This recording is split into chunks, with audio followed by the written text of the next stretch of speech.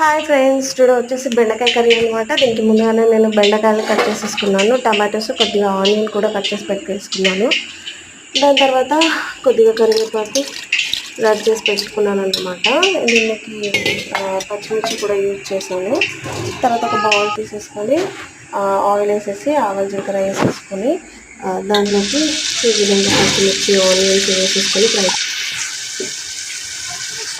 ఈ విధంగా ఫ్రై అయిపోయిన తర్వాత దీంట్లోకి పసుపు, కొద్దిగా అల్లం వెల్లుల్లి పేస్ట్ వేసేసుకొని బాగా ఫ్రై చేసేసుకున్నాను. తర్వాత కరివేపాకు కూడా యాడ్ చేసేసుకున్నాను.